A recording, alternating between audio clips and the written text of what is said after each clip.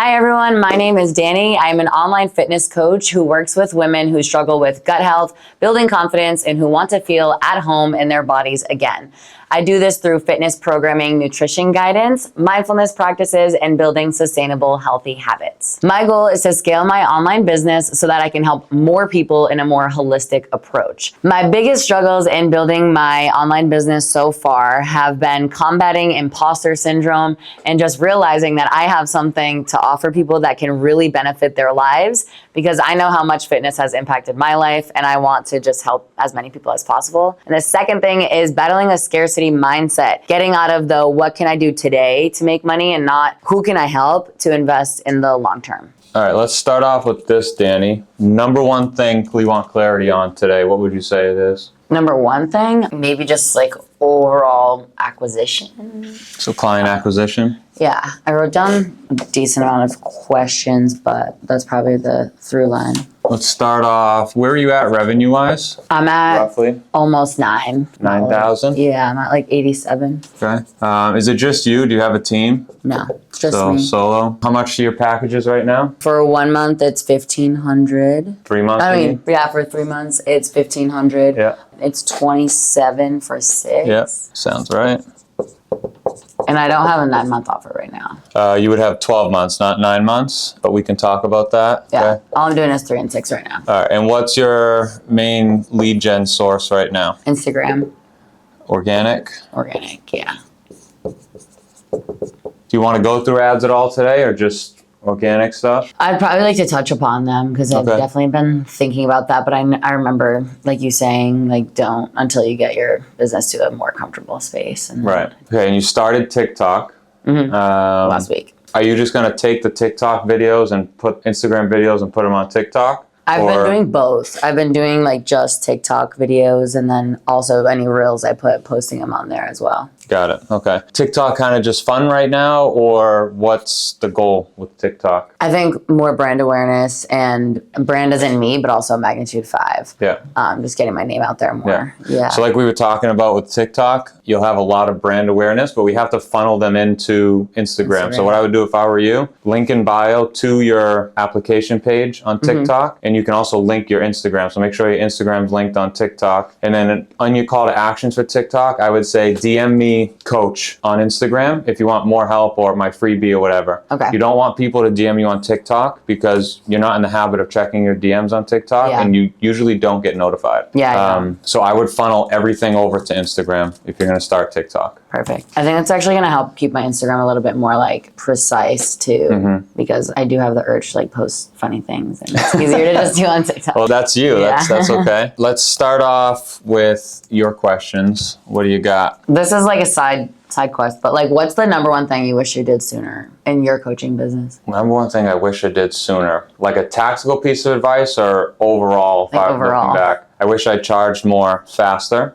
Okay. And I wish I started messaging people a lot sooner. Okay. I think I had the common misconception for a while that people would reach out to me, and that's just not the case. You have to go and get them. No matter how many followers you have, you'll get someone to trickle in here or there, but you got to reach out to them first. I didn't understand that for a long time. The other thing would be follow-ups. Money is made in the follow-up. So when you reach out to someone, and I ask you to reach out to someone, 9 times out of 10, they're not going to buy right when you have that conversation. It's going to take a follow-up the next month, and maybe the next month, and then finally they're ready to buy. So if you don't follow up, a lot of money is seeping through the bucket. Yeah. Along like those same lines, I think I mentioned to you earlier, just like overall mindset surrounding DMing, like not even just cold DMs, but your followers, people that, you know, are engaging in your stuff. So mindset surrounding that. And then also guidelines, maybe just like even with verbiage or I think I struggle with like feeling annoying or just like not bot-y, but yeah. You mean in a DM scenario? DM, yeah. Okay, so let's go over DM script first. These are going to be my notes. So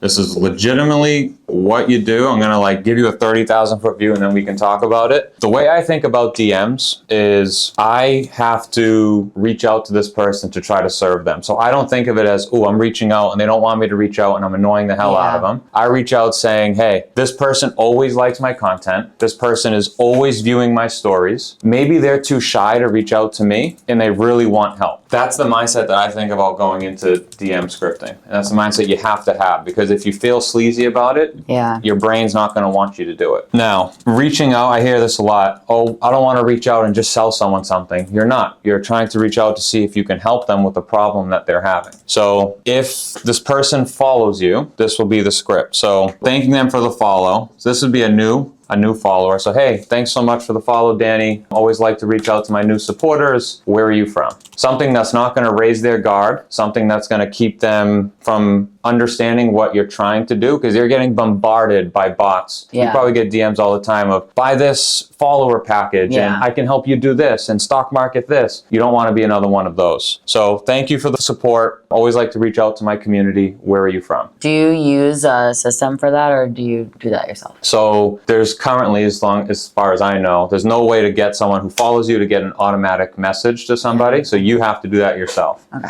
We can talk about automation in a sec. So followers, thank you. Where are you from? They're going to say, I'm from Boston. Great. Me too. Something relevant. So what I used to say is, oh, I'm from Florida. You know, it's getting really hot down here now. I can't even go for my outdoor runs anymore. So a common thing you'll run into is, how do I tie where are you from into fitness talk? So that's what I say every time. It could be the middle of winter and I'm going to say just the opposite. It's finally cooling down here. I can finally start going for my runs now. Whether you run or not, I haven't ran in 10 years. That's what I say.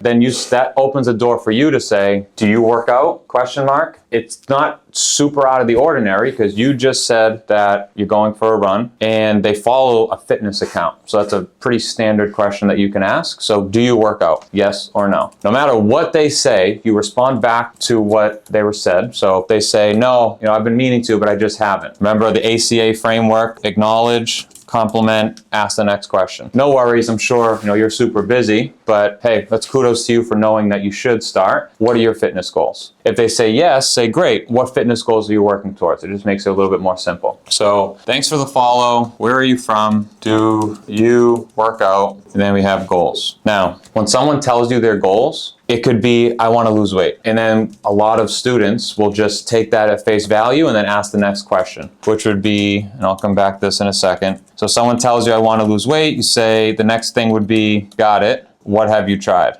Okay, so we're trying to understand what they've done so far. Now, for me, I don't like, I'm trying to lose weight. Why? Because that's a superficial goal. Someone's not going to pay me $3,000 to help them lose weight. So what I try to do is dig deeper, meaning, how much weight? Why is that important? What is being overweight causing? What other things? Your clothes fitting. So like a deeper meaning to that goal. Remember you talked about like the tiers to the levels of pain. The levels of pain. Right. Yep. This is the levels that I'm talking about. So I want to lose weight. How much weight do you want to lose? Why do you want to lose that weight? I can't fit in my jeans. Why do you care about not fitting in your jeans? I hate taking pictures and it just really depresses me. That's the sellable goal. Okay, so you want to dig a little deep. Now don't take 7 messages to get deep to a goal. Maybe 1 thought-provoking question after a goal, and then what have you tried? I've done keto, I've done intermittent fasting, I've searched every single YouTube workout, and I just can't figure it out, okay? How long has this goal been a challenge for you? It's been 2 weeks or it's been 2 months. No matter what they say, you say, oh wow, I'm sure that's frustrating. Have you ever considered working with a coach before? If they say yes,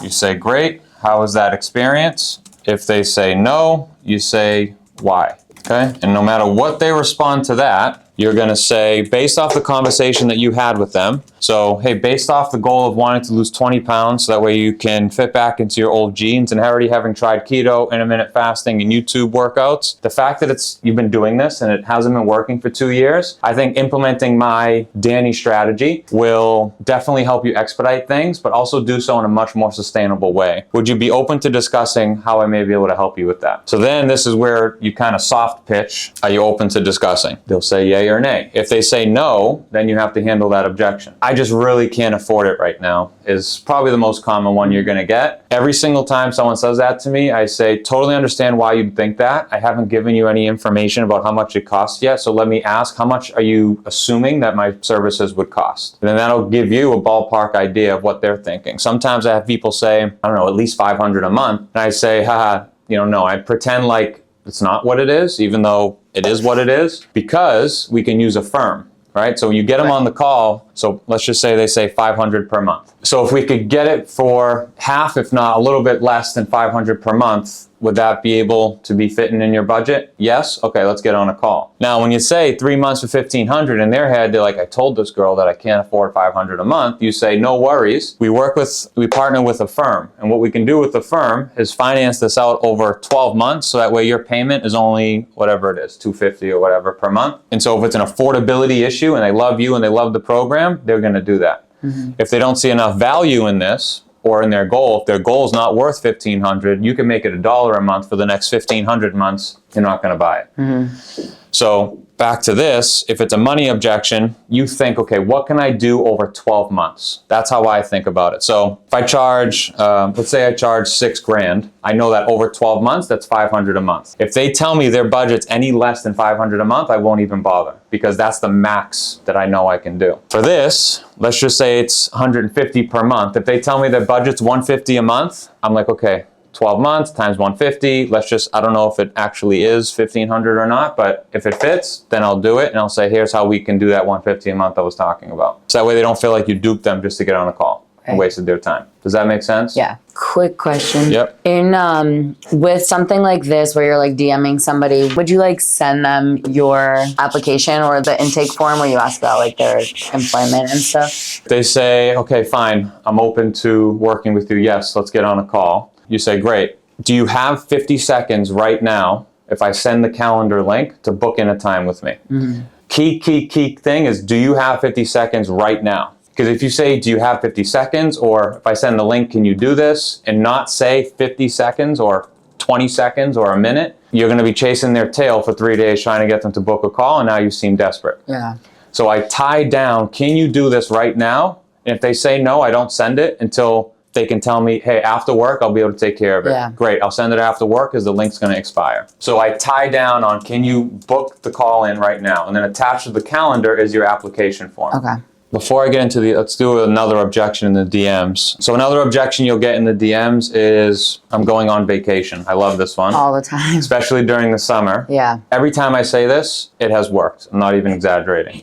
So, hey, I'm going to Italy in 2 months. Now's not a good time. Let's start when we're back. Totally understand. Italy's really fun, right? Acknowledge, compliment, ask the next question. Italy's really fun. Mind if I ask you a question and put my coaching hat on here for a second? If you can only do it during the times that are free and that you're home and that you're not busy, do you think that you'll be less likely or more likely to succeed when life gets busy again? Well, I'd be less likely. Okay. And do you ever plan on going on another vacation again, or is this your very last one? No, of course. And they'll laugh just like you did. Of course, I'm going to go on vacation. Got it. So is it fair to say you should probably learn how to do it on vacation this one and only time, so that way for the rest of your life, you never have to worry about getting the weight back every time you go on vacation? You know what? That actually makes real sense. Let's talk about it. Yeah, I like the way you phrased that. Because I've been saying something like along the same lines, but that was just more concise. You asked about auto DM. So that's when someone comments, you can set up ManyChat to auto respond to the comment, and then that'll initiate the DM conversation. And I think you can do it for story polls as well. So when you ask a story poll, if someone's like, what's your biggest struggle when it comes to losing weight? Nutrition, or eating the right foods, calorie counting, working out consistently, or travel. Whatever their answer is, you can set up an automation to give them a different freebie or send a different message based off whatever struggle they told you, and then initiate the DM conversation through that. So story polls are really good too. Yep, that is that. And then we can talk about follow-ups once you're done typing notes there. So very rarely will you go through a whole conversation in 10 minutes, boom, boom, boom, and book them in on a call. So first follow-up, making sure my last message didn't slip by you. Hey, Danny, I know you're probably super busy. Just making sure my last message didn't slip by you. That's one. Very low key, not very pressing, and we try to see if that'll get them to bite the bait. Number two, aliens. Try to make it a joke, try to make it funny. oh no, Danny, I hope you didn't get abducted by aliens. Hope you can respond. Yeah. So you can do that. You can do any joke. I like to keep things somewhat relevant. I'm not going to be able to think of one now, but think of current events. There was a time where like aliens, remember, there was these things in the sky and no one knew what the hell they were a few months ago. Yeah. That aliens one got people to respond almost every time because people were watching the news and said, oh, that's a funny joke. We're talking about aliens. Aliens are a hot topic. So if you're up to current events, you could use like a funny joke with that. And the third one is a triggering. So I only use this one if they're a hot lead, meaning in the DM, if they've gotten down to, yeah, I'm open to working with the coach. If you've gotten them to say that, then I'll send the third one. If they haven't said that, this one kind of doesn't make sense. And what this one is, hey, Danny, don't mean to bug you here. I just want to make sure that I can give you the help that you need. Is losing XYZ no longer a priority? If so, just let me know and I can stop bugging you. That'll get people to respond and say, oh no, it is a priority, because you're kind of, it's not talking down to them, but you're kind of calling them out. And so they'll want to come and say, psychologically, no, it is a priority, and they're going to tell you it's a priority, so it gets them to respond, and then they'll say, I'm just very busy right now. And then that's when you can handle the objection. Well, what happens if you keep using busy as a reason to not take priority on your goals? The way my brain is set up, I literally just had a question for you. In terms of aliens, in terms of the priority follow-up, current events, DMs. This is actually concerning. Move on, but it will come to me. I think that is the sauce for messaging, really. Yeah. Anything else with messaging? I think like with just sliding in the DMs, say it's not a new follower. I know you told me to focus on like people that like watch my stories a lot. I overall need to pay more attention to who's watching my stories. So I think that's step one. And then would you say that like somebody new comments on your post, it's just like, hey, like thanks for the comment or anything like that? Like what comment? Like go girl, or like the CTA, she actually commented a CTA, because it's two different types of scenarios. Yeah, I think either one. Okay. Like what would you recommend? So there's a hierarchy, I think, of what first question that I think get clarity on is, okay, who are the hottest people I should reach out to first? And then the two different types of comments. So I remember my other question also. Cool. Write it down if you need to. So one, the hierarchy. So first, I always do story viewers to reach out first. These are the people that see your stuff the most, because Instagram, the algorithm, shows your story to people who engage with you most and check out your profile most. So if you ever want to know who really cares about you, go view your story viewers. And those are also listed in priority. So if you notice, I was going to ask that. Okay. You'll always see the top 5 people, the same 5 people. Yeah. Right before your story expires, up on the top. I did notice that. Those are your biggest fans. And so those are the people that engage with your profile the most? Yes. And not about who like you engage with? Do you know? It could probably be both. Look, yeah. I'm thinking of mine. I don't think so, because I barely engage with anyone on Instagram. Yeah. And the top 5 of mine are never people I really engage with. Yeah, it's always the same people. Second, it would go to new followers. But this works the best when you get them right away. Yeah. So if you wait for a new follower to come to you for 3 days and then you're messaging them, it's not going to work as well. New followers, they liked you so much they just hit that follow button. So now, hey, thanks for the support, et cetera, et cetera. I feel like I just missed out on so much. You got so much.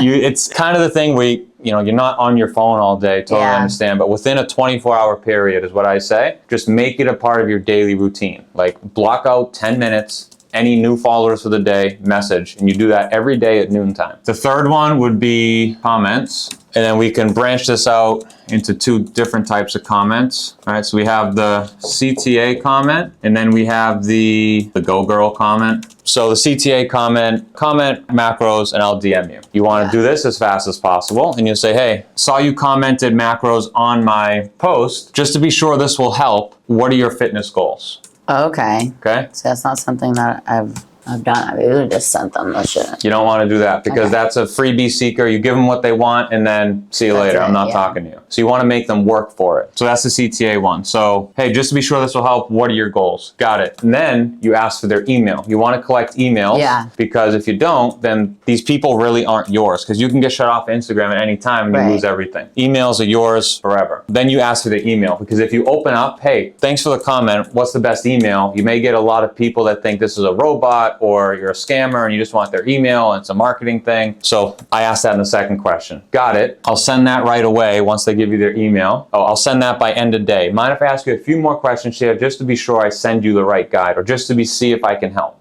So I ask permission to ask more questions, because if they give me permission to ask more questions, I know that they're somewhat open to help and they're going to reply for at least another 2 to 3 messages and not ghost me, because they're expecting me to now ask more questions. The go girl thing is, let's just say one of your best friends. You just say, hey, hope you've been well, girl. I see you doing XYZ. Hope the family's good. You want my macro guide, right? Yeah, cool. Mind if I ask you a few questions? And then you can go. So the opener is just a little bit different because it's personal. You know this person, and then you can go from there. But if she didn't ask for the guide and she's just supporting you, then you take it through the script. So, hey, how's everything been? How's the family? She's gonna ask how you are. Everything's good. And you try to squeak in, yeah, I'm just starting this new online coaching business, so I'm very busy, but it's going really well. Are you working towards any goals? So the same thing, strategy kind of as the low-hanging fruit strategy. And then the last one would be likes. I'm not a giant fan of this one. Likes. Not that I don't like it, but it's the last. If I have to do it, I will. And the reason is because a lot of people who like your stuff don't follow you. So if they don't follow you,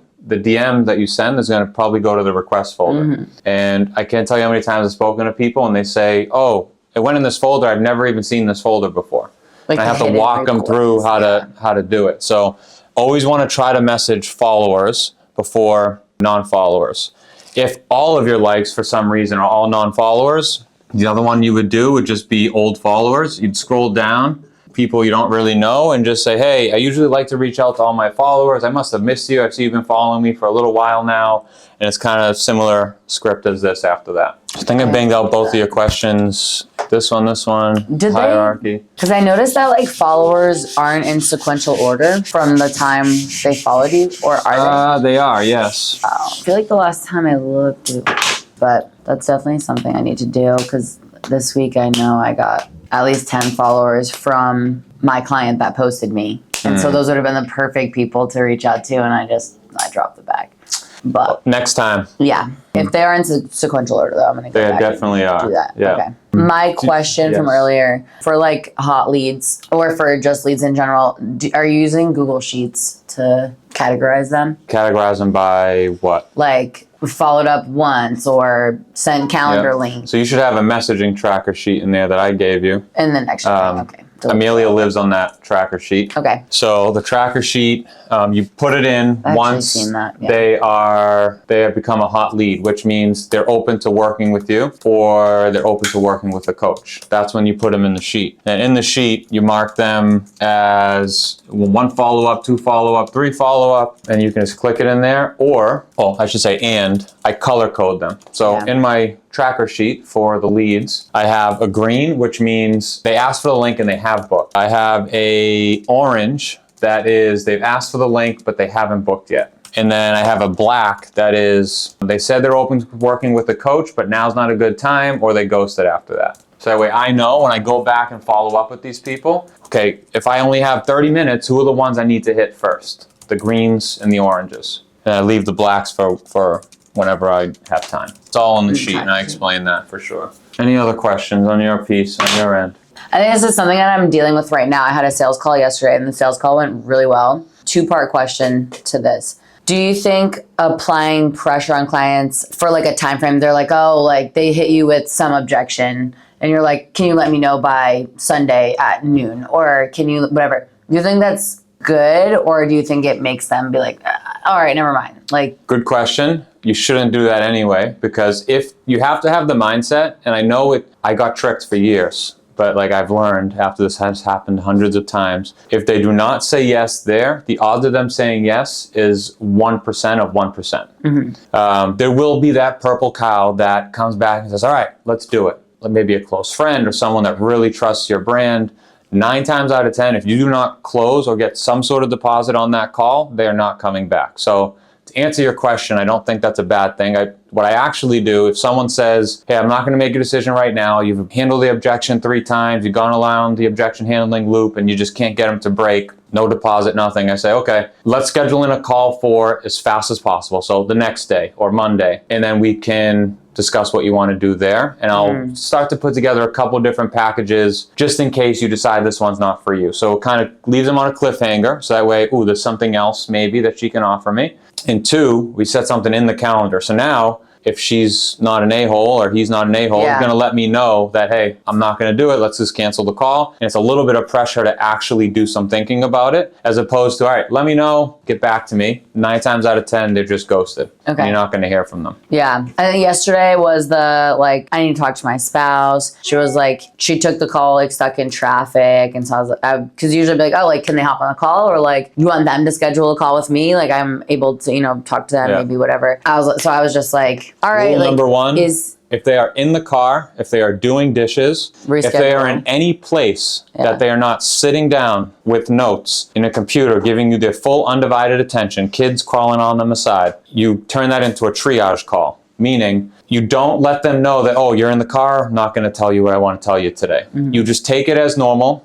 Maybe ask, hey, you're going to be home soon, or are we driving for this call? Gotcha. Okay, typically I like you to take notes and stuff, but I'll try to get through as much as I can here today. And then you triage, meaning you go through the full discovery, all the questions, get their goals, their pain points, etc. Don't ask the deep hitting questions yet. Leave the emotional questions for the next call. You give a brief but exciting overview about the program that handle all of their problems that they told you about on this call. And you can make sure to say, hey, is this your decision, or do you need to talk to anyone before we would actually move forward? Yeah. If they say yes, then that gives you an opportunity to say, okay, so here's what we need to do. Schedule a call so I can, or tomorrow or the next day, so that way I can put together a few different packages for you. Because what I do on this first call, I take all the information I need from you and then I customize it based on the individual. So I don't know what packages or pricing would work for you right now. That's why I need some time. While I'm doing that, I'm going to ask you that you talk to your husband or your wife, get a budget that you guys are willing or able to stay within, look over your finances, understand what you have available, and really think about what we talked about today, because come the next call, I don't want to have to do a third call. So either have him or her there, or make sure you have all the information you need to make a yes or no decision. And so that way, because there is no chance in hell you're going to get someone to close driving, because they're not going to pull out their card. Yeah. When they're doing dishes, they're not really listening to you. Like Vernisha took a call the other day, the girl's doing her hair. She's pitching, telling her about the program, the girl's just doing the hair, like, not listening. So you turn that into a triage, so a 2-call close. So that way you get their attention and set the stage. Hey, next time, please be sitting, because I want you to take really careful notes on what I'm about to explain to you. I don't want you to be distracted at all. So that's how I would handle that. I would never, ever, ever pitch if they are not fully focused on you. Okay, that makes sense. With the spouse objection though, if they say they need to talk to them, I know you follow up and say like, hey, like, is your spouse supportive of your health and fitness goals? Done. And she's like, yeah, whatever, he wants me to feel better. But if they're like, but I definitely want to make sure we're on the same page. He's starting a new job and all this stuff. Like, okay, what would you say? Cool. So let's role play for a second here. So I'm going to be you're the client, because you obviously know what she said. So you told me you need to talk to your spouse. I said, is he or she supportive? And she said yes. Okay. So let's start from, is she supportive? Is your husband supportive of you investing in a coach? Have you spoken to him at all? Yeah, I told him that we were messaging and he just wants me to feel better, because I've definitely just not been myself lately. And we have 2 kids and I just have no energy or anything for them. You have a great husband. So what I'm hearing is that if you were to go tell him that you want to feel better, you hate the way that you look, you don't feel like you show up as the best mom, and you're really down about your weight and you want to get healthier, you're telling me there's no way he's not going to be supportive of you wanting to do that? Or will you go to him and you think he's not going to really care that you feel that way? I think he'll care. I'm not sure financially, because he's starting a new job right now. We're just been a little stressed out, so I just wanted to talk to him first. Totally understand. In the event you go talk to him, if he says yes, what would you do? I would sign up. I feel ready to make change. And if he says no, what would happen? Does that mean you're not doing it? Or is this a support versus, are you asking for permission? I think it's more permission. Okay. So with the permission thing, you can't really handle that. Like if they're not the breadwinner, if they need permission, there's nothing really you can do, unfortunately. Yeah. So just clarify, got it. So you cannot make any financial decisions by yourself. You have to run over everything you buy with your husband. That's a permission thing. If they say yes, there's nothing really you can do. unfortunately. 9 times out of 10 though, they're gonna say it's a support thing because they're not gonna want to admit it's a permission Yeah, thing. I can see that. Yeah. So then you clarify, okay, it's a support thing. All right, so let me ask you this, Danny. Have you ever heard of heavy is the head that wears the crown? Have you ever heard that quote? What does it mean? Like the burden of making decisions? Somewhat. They're going to probably say yes because they're going to yes you to death, and they're going to give you something that's not the right answer you're looking for. The right answer, what you're going to say is, well, it's a famous quote by Shakespeare. And what most people think make the crown heavy is the jewels and the gold on it. But what actually makes the crown heavy is having the burden of responsibility of being the king or the queen. So let me ask you, whose responsibility is it to get yourself healthy for your family, invest into your health, and to make sure that the rest of your life is better quality for you and your kids? Whose responsibility is that? It's mine. Got it. And so you told me earlier on the call that the reason you're doing this is for your family. So would it be fair to say the reason that you can't do this is impossible to say is because of your family? Yeah, that's a good point. So what we often try to do is put that burden of responsibility on somebody else and not take responsibility for the predicament we're in. So what do you feel as though you need to do right here, right now, in order to fit back in those old clothes and make sure you feel confident in Greece this summer? Probably prioritize my wellness goals and just sign up. Exactly. And I don't want you to be in the doghouse. So here's what we'll do. We'll put down a $100 deposit, assuming that you don't have to speak to your husband every time you want to spend $100. If you go to him and he tells you, no, I don't want you to be healthy, I don't want you to be happy, I don't care about your health, I'll just refund you the $100. And send you a divorce lawyer. Exactly. But if he is on board, this will help me expedite things. I know you're somewhat committed. I'll start getting to work on my end and we'll just take care of the remaining balance. Does that sound fair? Yes. Perfect. And that's how I would handle that if it's a support thing. That script is also in the course. I don't expect you to remember all that or be an expert at it. When you do it 100 times, you'll just remember what to say. All right, other questions you got. So I'm just gonna write my own notes. I wanna talk about, since you're very content heavy, I wanna talk about different aspects of content, but we don't have to do that right now. What are your opinions on, I know it's not as high ticket, but like a group offering, like a 8-week program, because they're just so flashy. Like people love that shit. Okay, so let me clarify.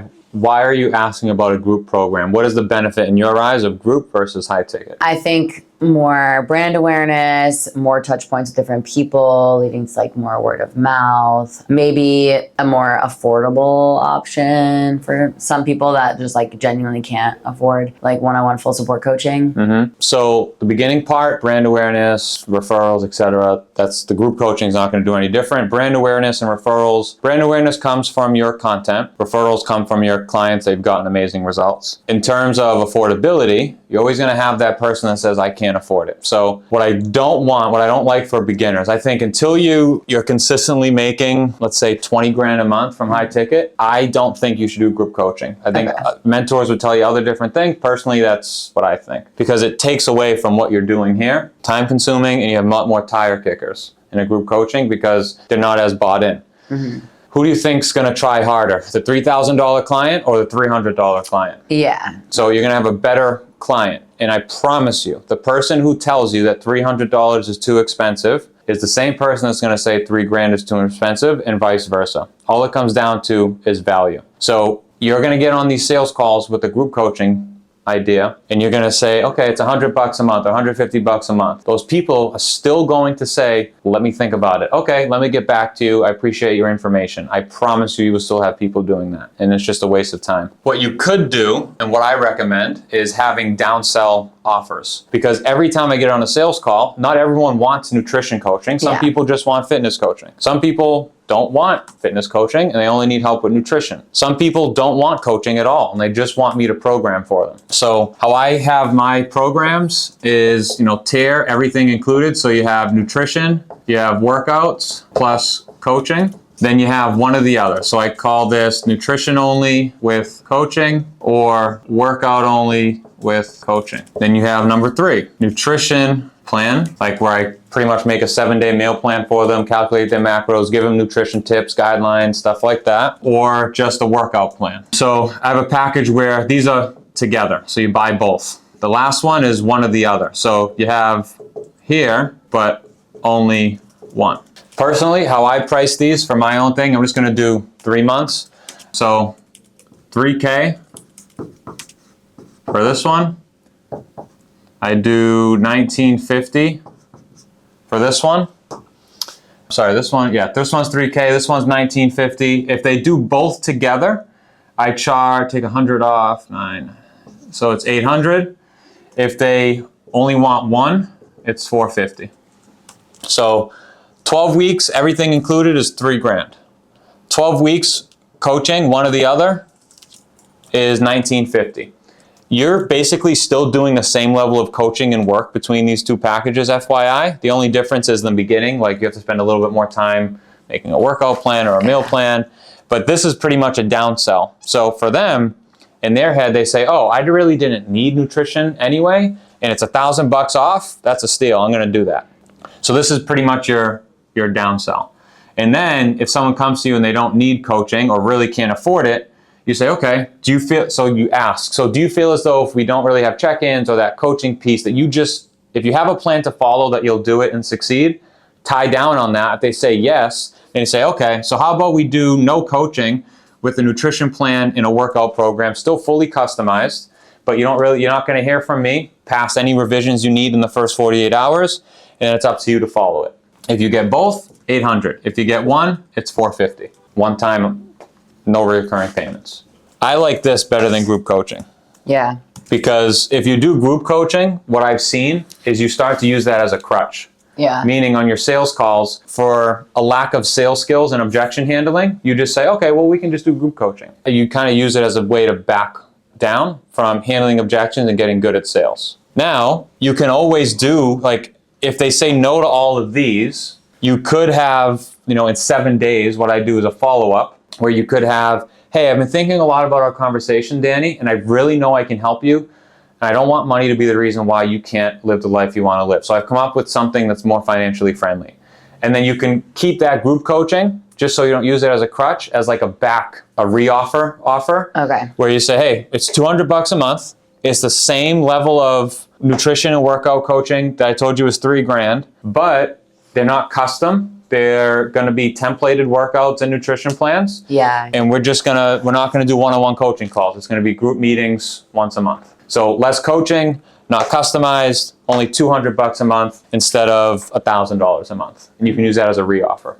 Okay. For analytics, do you use a platform or is it like Analytics. For your content, or you just look the Edits app is really good. Yeah, so Instagram by Edits tells you everything. Retention, viewership, clickability, or click-through, I think, has really good metrics. Yeah. So it's a little tedious to look at every single one. So it's something that I'd have a VA do. In your scenario, you just do it. Maybe you do it once a month, look at your whole piece of content for everything in the month. Okay, what topics perform the best? Which hooks in the first 3 seconds made the viewer retain the most in the first 3 seconds and the most 5 seconds? Videos where you were in a bathing suit versus gym clothes did better or worse. So look at everything that you posted and relate it back to, okay, what do the numbers say? And then double down on what's working. Good question. Anything else that you wrote down? I have 12. I'm trying to see which. You can ask whatever. It doesn't have to be in order. It can be whatever questions you feel. When you are on a sales call, do you talk about the phases of your programming? Do you think that adds more value in terms of say, okay, we're going to start with I don't know, just a deficit phase, and then we go into a maintenance or then a reverse diet or whatever. Do you go into detail about that? So I have that in my pre-call video.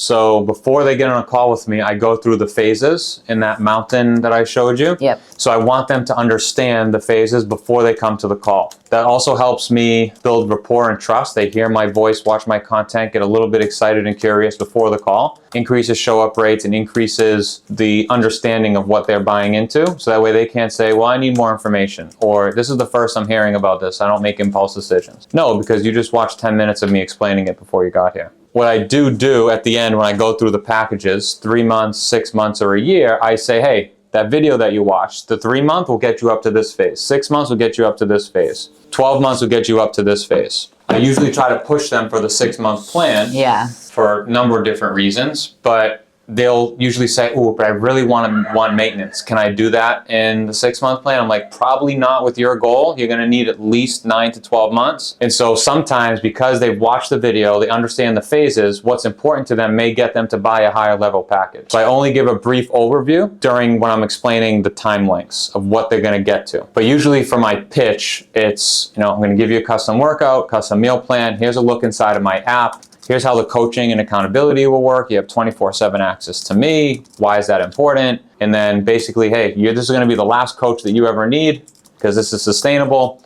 And I'm going to make sure that I'm teaching you everything, not just spoon feeding you, is essentially what I say. Side question that I'm going to forget if I don't ask now. Gut health test. I've done it with 3 of my clients. Biggest downside is it takes like up to 20 weeks to come back. What? I ordered one, my client, they come in within like 4 days. My client did it literally the next day, sent it out. It's like 12 to 20 weeks for the results to come back. Thankfully, she's a 6-month client, but I'm like... That's only for the gut one then. The other one came in within 4, 5, 6 weeks, I think. Yeah, because then I'm like, okay, well, I guess what I could do just to like take care of her is like, all right, maybe we do our 5 months of coaching or whatever it is, like make sure that like I'm coaching you, and then maybe we pause and I'll give you another 2 months, like once that comes back, that way we can like work through whatever results come. Because like that's not their fault, Right. And I want to be able to like manage whatever changes we need to make. So yeah, I don't know if they have like an influx of tests or whatever. Yeah, that was odd. I wonder, I don't know. That was never the case before. Yeah, I don't know, but I was like, okay, sorry about that. We'll figure it out. But we'll try to find a new one. First. I don't know one off the top of my. I know there's a Dutch test for hormones. I think there's a GI map test. Those are more extensive and expensive though. The GI maps are expensive. Yeah. So we'll have to figure that out because I'm not entirely sure. Okay. Do you have tips in general for coaches, like when things feel slow? How do you keep momentum and confidence? Great question. So on my slow days, first thing I'll do is I take care of follow-ups. I have follow-up like a maniac. So I'll go through all of my messaging tracker sheets, all of my lead sheets in my CRM, my emails. I have a whole pipeline of people who were good leads, financially qualified that just didn't book. And every month I will just go and cycle through those. So 1, follow-ups. 2, I use that downtime as creativity. So I'll batch create my content and I'll maybe double down on content. I'll post 2 times for that month or that drought period because I have more time. I'm not taking as many sales calls, not as many clients to handle. Speaking of clients, I'll pour back into my clients even more. I'll really focus more on retention of like, okay, for the next week, I'm going to give them a crazy good experience, check in every week, make sure they hit their goal, and then let's see if we can get them in a retention offer. So for me, those down times when they happen, because they happen to everyone, it frees my mind from the hustle bustle and I can start thinking of other things I wouldn't otherwise be doing. Mindset wise, because I've had these months, I think February is one of my slowest months I've had in like the last 2 years. It is tough, but you just kind of got to understand entrepreneurship's going to ebb and flow. Every single business owner deals with that. You can't let yourself get into that rabbit hole of, oh my God, this isn't working. I'm going to be broke. No one's buying. Woe is me, because that energy legitimately attracts just more of that and just keeps you in that rut. Like I was borderline depressed in February because I just got myself in there. I was like, fuck. But like in the grand scheme of things, I was doing a lot better than 99% of people anyway. And so I thought of that, like you're making $9K a month. People would kill for this. If you have a month that you're making $7,000 a month, it's a little bit slow, people would kill for that. $5,000 a month, some people would kill for that. So just practicing gratitude, like anytime I had a negative thought, I'd journal it and I'd talk about it. And it would kind of just release from me. And I kind of get this, I'd meditate more. I'd focus more on me, like mentally. Instead of pouring into my business, I'd pour in a little bit more into me. And that helps. I've almost detached from the money, and it's helped me greatly since then because I never wanted to feel like that again. And now it's just like, hey, I'm going to do whatever I got to do. I'm going to show up every day. I expect there to be slow times, so I'm not always expecting to get new revenue. I'm going to give my clients an amazing experience, focus on them, and the money will just come to me. Easier said than done. I practiced it a lot, but it's a mindset that has really helped. I don't know if that answered your question. No, it does. Yeah, for sure. Let's go. I'm fired up. up right now. I think though, the biggest thing I'll take from that is like, because I do feel very detached from like money, and I just know I'm like, I have so much to offer, like things will work out for me, almost in a bad sense, but I'm like so delusional. To that point really quick, there's a too much relax, of course. Like, obviously you have to do the work, you have to show up and just trust that it'll work. And don't take that as oh, well, I'm doing everything right, there's nothing I can improve on, it'll just happen. You're always trying to improve, but control what you can control. If you do everything I tell you to do to get people to show up to your phone calls, the texts, the emails, the Loom videos, the personalized pictures, whatever, and they still didn't show up, don't get upset about it. You can't control what that person does. You just know you did what you had to do. Yeah, it's like confidence in the work that you're doing. Yeah. I think the biggest thing for me is like giving that great experience and then asking for the referral. It's like you want to give a good experience anyway. It's not for the referral, but I have a lot of area to improve with asking for referrals. Yeah, want to talk about that? Yeah. Cool, let's do it. We want to be able to identify them because there are points in your program that we call apex or climax points that you need to know when to ask for these things. So 3 different things. You have reviews, you have experience interviews is what I call them, and then you have momentum calls. The best time to ask for a review is when a client who's been like the first 4 weeks, the weight's the easiest to come off, it's something new, they're excited, they're riding the high of just investing a lot of money into you. I'd say within the first 4 weeks, you want to ask for a review, or you want to make sure you ask it when they hit their first milestone. Oh my God, I just lost 5 pounds for the first time in 3 months, or holy crap, I'm going to a wedding, I just tried on this dress that hasn't fit me in 20 years. That's when you want to ask for reviews. Now, experience interviews, AKA testimonials, you want to be able to capture your client's experience in the program and results. So you want to talk about where you were at mentally, physically, before you had joined the program, and now where are you? How much weight have you lost? How has your mindset changed at all? Have anyone around you benefited from this? What would you tell someone who's sitting on the fence about joining, not sure if they can invest in their health right now, if this is the right program for them? What would you say to the person on the fence thinking about joining the program? So you want to make sure you don't use, hey, let's do a testimonial. Hey, do you mind if we do an experience interview? I have a few people that really want more information about the program, and I'm sure would love to hear from someone that's in the program. What do you think of that? Yeah, I like that phrasing. The best time to ask for this, so I have here. So within the first 4 weeks, they hit a first milestone. Think of it as like a little milestone. Yeah. Doesn't have to be something huge.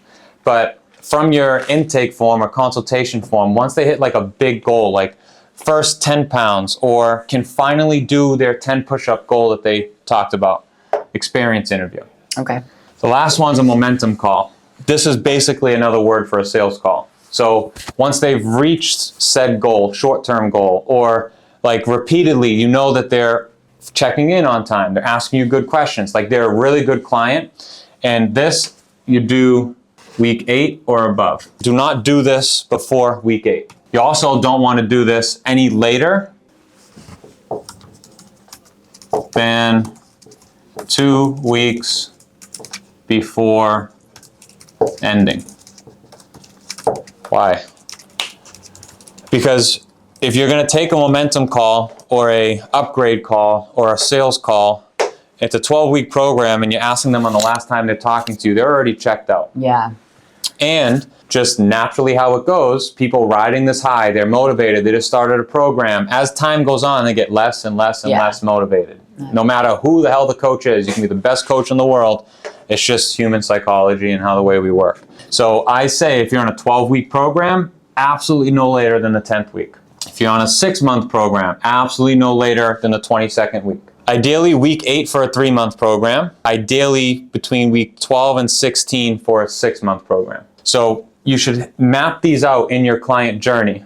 So future coaches will also know this and make notes for yourself. Like get a notification that, hey, Stacy's in week 4, have I asked for an interview? And you just check yes or no. Are you using like your Google Calendar for that, to map out where people are? What are you using? So I have a whole Google sheet that tells me, I get notified every week they're in, and I also have a Google sheet. Do I have a review for Stacy? Yes or no? Do I have an experience interview? Yes or no? I didn't mean to say calendar. I meant to say spreadsheet. That's in the course as well, so you'll be able to find that. Do you offer incentives for clients for referrals? Yes. So depending on your pricing, standard is $150 for every client that you refer to me, which is 10% of $1,500, because you're not doing anything to get the client. They do it for you. So honestly, you could probably give more, but that's what I do. That's fair. Yeah, you can either do 10% or just standard $150, and then your client and your friend will also get $100 off their program. Okay. So you could also do that. For asking for referrals, I just kind of have a drip feed. Maybe you've gotten some of my emails where, every week a new email will go out automatically in my workflow. And then I'll have a PS. I think I have a PS on week 4, on week 8, week 12, every once a month. I'll say, PS, we're actively spending a lot of money on marketing. We want to help more people. Do you know of anyone that may be interested? Here's our referral, partner in crime incentive, I call it, that will get you cash and help one of your family or friends reach their goals. Something like that. Okay. With the email list, do you see a direct correlation with people being more bought into the experience, or do you feel like the leads you've gotten from different emails and stuff from Instagram have become clients? What's the So just to clarify, are you asking if clients will retain more if I send them emails, or are you asking, do I get new clients from my emails? I think both. Okay. Yeah. I haven't seen a direct correlation between emails and clients retaining. I have seen, all clients care about retaining. Am I getting results? Is there more to work on? Can I get better from here? That's all they care about. Yes, I've gotten clients from emails. If you set up a good email campaign, emails can bring you in thousands of dollars, but you have to have a good email campaign. You have to have a drip nurture sequence to put the right call to actions. It's just a whole nother form of marketing that, when done well with a big enough list, is a good little drop in the bucket for revenue. Yeah. It's not something that you're going to make millions of dollars, hundreds of thousands of dollars from, at least in my eyes. But, adding on 2 new clients a month, an extra $3,000 from your email is pretty cool. Yeah. I need to figure out a template and stuff for it. But I have a list. Okay. In 5 minutes, can I take a quick bathroom break? Sure. I'll wrap up the momentum triggers thing, and then you can go to the bathroom. At each phase, you should have a milestone or point, right? So you want to make sure you map that out before. You don't want to be guessing, okay, when should I reach out here? Or when should I reach out here? Test, okay, on week 4, let's test this time frame. Week 8, let's test this time frame. Maybe different for you, but this is what I've seen pretty much work standard. And on the onboarding call, you also set the stage to ask for referrals. So onboarding call and/or at the end of the sales call. So a lot of people, whew, I got the sale, thank God, let's get off this call. They're so bought in, they're excited. That's a perfect time to ask them, hey, and by the way, while we're here, do you know of anyone that may benefit from having a conversation with me, wanting to lose weight, and that you would be able to connect me with? 3-way text. That's a good thing for referrals. And then last part, your experience interviews can also just be on your client check-ins. So you're not going to reach out and say, hey, let's schedule our experience interview. Yeah. You're not going to reach out and say, let's schedule a momentum call. You're just going to turn a check-in that you would have into this. Okay. And then you'll be recording. And that's pretty much that. Yeah. Any questions with that? I don't think so. All right. I haven't seen it implemented like that, and I think that's really helpful. Yeah, the reason why I wanted to bring this up to you and prepared this for you is because I know that your people really love you. You've built a strong brand with your community. So just like Mike, this would crush it for Mike as well. So I think if you implement that, you'll get a lot more reviews, testimonials, and people upgrading. I agree. Oh, show. Yeah. Thank you. All right, let's rock and roll. If you understand this, you will be the richest trainer on the planet. I think a lot of people just post without any reason, which is fine. I feel a lot of people don't know about different types of content in the funnels. But if you can almost tell a story and think of each follower as in their own little bubble, and you have to pop the bubble to get them to the next one, this is what top of funnel, middle of funnel, bottom of funnel is. So we talk about client acquisition at the top of funnel. It's not really client acquisition, it's that we want eyeballs. You want to stop the scroll. You want to attract strangers. So even if you're niched down with gut health, a hook that's super niched is not really going to help you do that to the extent that if it's more broad, will help you do that. So the tone should be entertaining, somewhat relatable, scroll stopping, and you want to cast a wide net with this. So things like this would be like a viral meme or using the viral hooks that I talk about. Yeah. So POV can do, I'm going to get a lot of hate for this. You can do negative hooks, so never do this, or worst, or stop. So viral hook stuff. Things that are relatable, right? So some current event stuff, controversial opinions. This one's a good one. Controversy. Virality loves controversy. Actually another one. Did you know, so like educational, doing this exercise will help you with this. And then myth busting.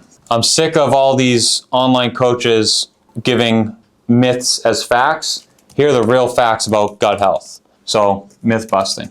An example of top of funnel, similar to what I just said. Let's try to tie it into your gut health thing. Wheat and dairy and your gut issues have completely gone away. Or I would say a certain food. POV, you stopped eating bread and cereal and your gut issues have completely gone away. Or you can take the positive. POV, you started eating this new protein bar or this mocktail works really good. POV, you started drinking this gut health green goddess juice and your cramps have completely gone away. Let's talk about the worst never stop. So if I've completely healed my gut, but if I had gut issues again, here are 5 foods I would never eat. Or here are the worst foods for women over 30 that have gut issues. Or stop eating XYZ if you want to heal your gut. Here's what to eat instead. So, Mel Robbins would hate me for this because people that watch Mel Robbins, what she said, like basically you can go right against her. So you can tie in relatable to controversial.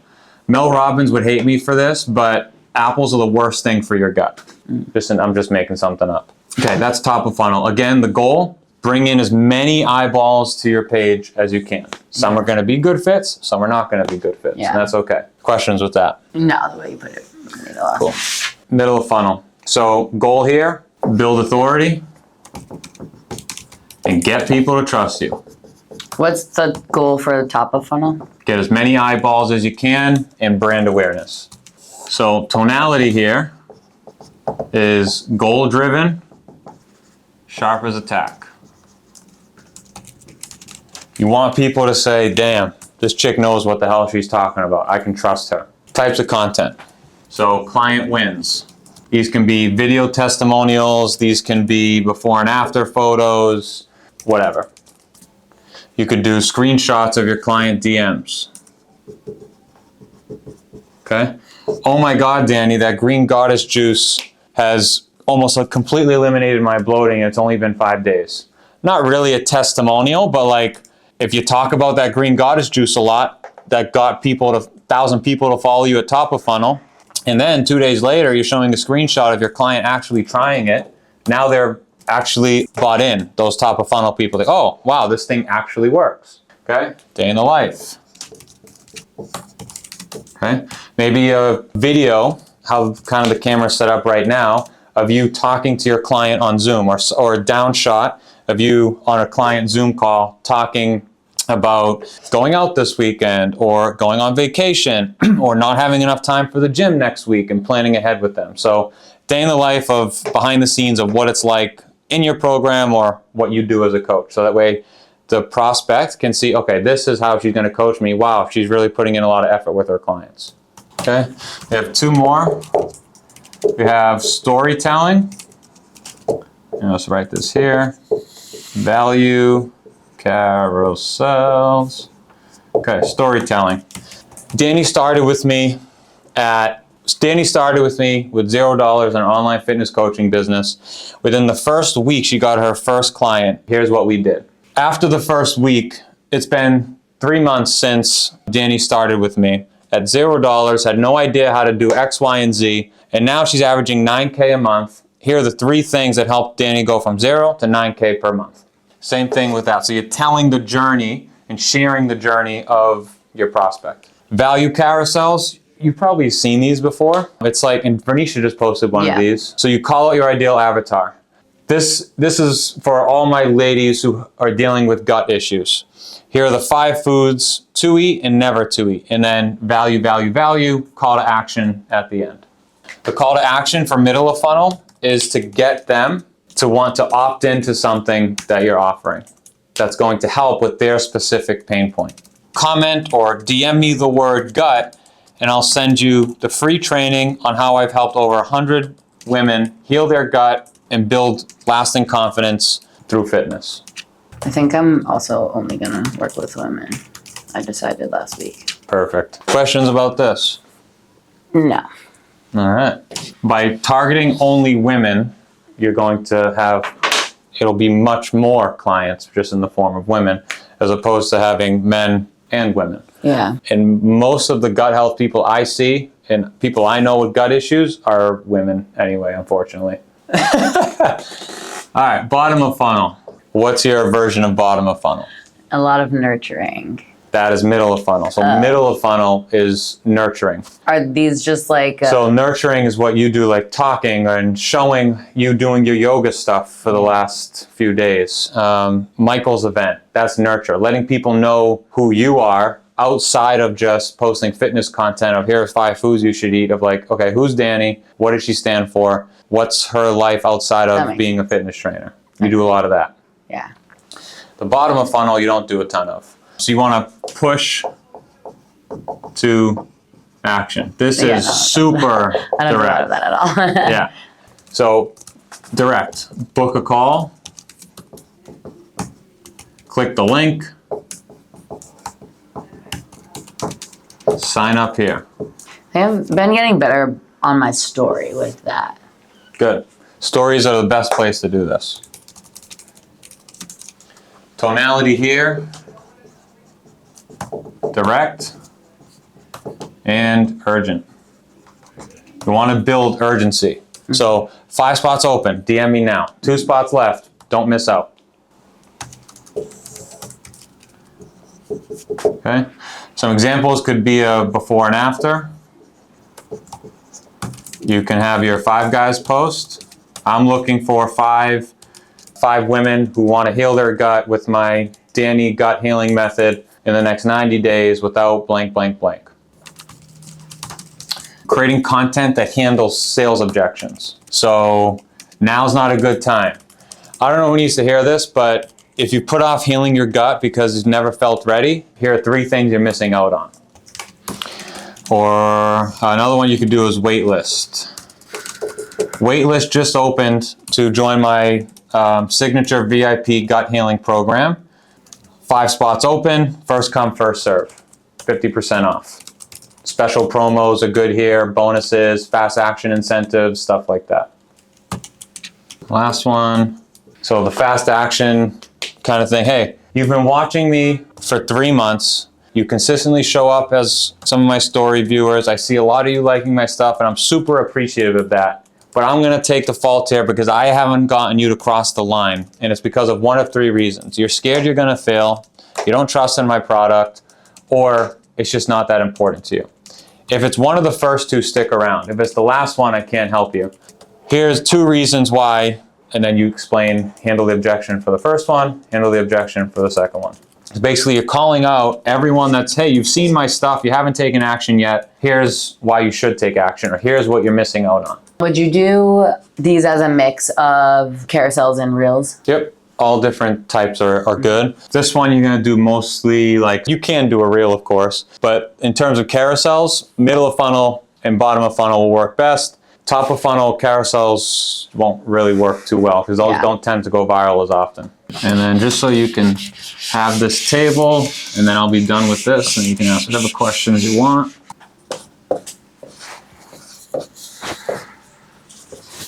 This always helped me, so I put one together.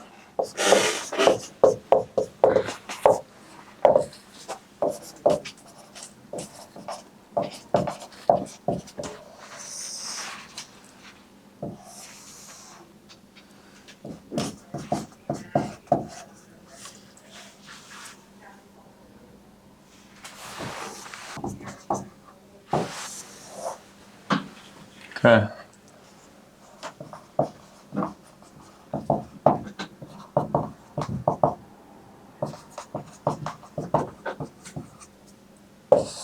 Can you read my chicken scratch?